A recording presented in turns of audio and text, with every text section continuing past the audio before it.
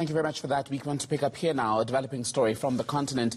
The Nigerian government is again scrambling to secure the return of school children taken in the latest mass kidnapping in Zamfara State. More than 300 girls were reportedly kidnapped overnight on Friday. The kidnapping comes just over a week after dozens of school boys were snatched from a school in Niger State. Authorities say the kidnapping situation is in fact a lucrative practice which is now increasing each year. 7 years ago, you may recall, hundreds of Nigerian girls were kidnapped by Boko Haram insurgents and dozens were never found. Sanusi is from Amnesty International in Nigeria, joining us live now from Abuja tonight to talk about the latest situation. Good to have you on, Isa. So why exactly are we seeing this apparent increase in children being abducted from boarding schools? Well, this started around 2014, and we are having this increase because Nigerian authorities have repeatedly failed to, end this kind of, criminal gangs carrying arms, storming into schools and abducting children and taking them away and expecting to be paid, for ransom to release the children. It happens once, it happened again. And then we think the criminals now realize that, it's a very profitable, lucrative venture that they would continue to do. And that is why they are still targeting schools.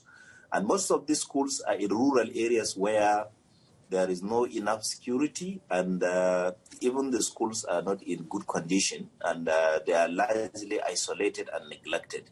So that is why it's very easy for the criminal gangs and the gunmen to get into the schools and abduct as many children as they can. And who is paying the ransom, Isa, for the release of these children? Is it private citizens? Is it the government that's paying? Well, because the government is always desperate. Whenever the issue of abduction in schools, and the abduction is involving a school and students and children or girls, they are very desperate to get, the children out of the hands of their abductors. So that is why governments always pay this kind of ransom, even though they do it always unofficially and they always deny it in public. But in actual sense, it is the government that always pay these things, and sometimes they say that they pay it because any operation to rescue, any military operation to rescue the children will end up with having so many of them being casualties. So that is why they choose the option. But it's the easiest option, but actually very dangerous because it is emboldening criminals. And now many rural schools, especially in northern Nigeria, are in danger. And if these kids, as you say, are being taken from mostly rural schools where there's lax security, is the Nigerian government at least trying to secure these schools to avoid a repeat of what we've seen this week, the last week, and at the end of December? Right now, some state governments have taken a proactive measure of closing some boarding schools. And we hope that in the near future or in the next coming weeks, they will take action. And the action will be to make sure that these schools are properly secure and protected. So this is something that we are hoping to see. And every parent, every Nigerian would love to see a situation whereby these schools are protected. Not only schools, but all Nigerians. Nigerians are now going through a hard time, especially in the north, where security situation is deteriorated. So it's not only schools that are insecure. There are so many gunmen roaming around, killing people, abducting people for ransom, and, raping women. These are some of the things that Nigerians should be thinking about, and Nigerians are expecting the authorities to live up to their responsibility and make sure that they protect the people, because protecting the people is the first and the most important responsibility of every government anywhere in the world. When the world first became aware of the mass abduction of children, in particular in Nigeria, it was about the Chibok girls in 2014, right? That, we were told, was carried out by Boko Haram. The group claimed responsibility. But now, in recent months, we're hearing more about groups of so-called bandits who are taking the children for ransom. How much is that complicating the authorities' ability to stop this problem?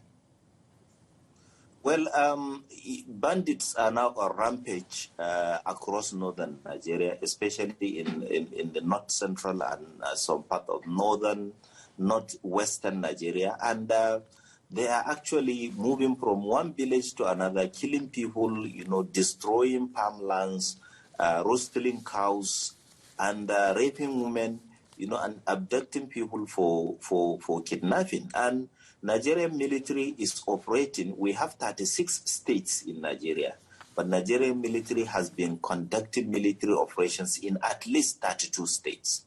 So the whole of Nigeria is actually under security operation, and that actually has overstretched the capacity of Nigerian security system, and that is why they could no longer cope with the kind of challenge we are seeing, and that is why it will really take a long time, a lot of resources for the Nigerian authorities to cope and to deal. We are already having insurgency in the northeast, where Boko Haram has been killing people for the last about 10 years or 20. And now we are having another challenge, which is the bandits and the gunmen. Nigerian government is doing its best, actually, deploying military, deploying policemen, but they have to do more. And apparently, their capacity is becoming less and less because military operations are too many. Security challenges are too many across the country, and the ability of the government to protect the people is becoming less and less every day. All right, Issa Sanusi from Amnesty International speaking to us from Abuja, Nigeria tonight. Thank you.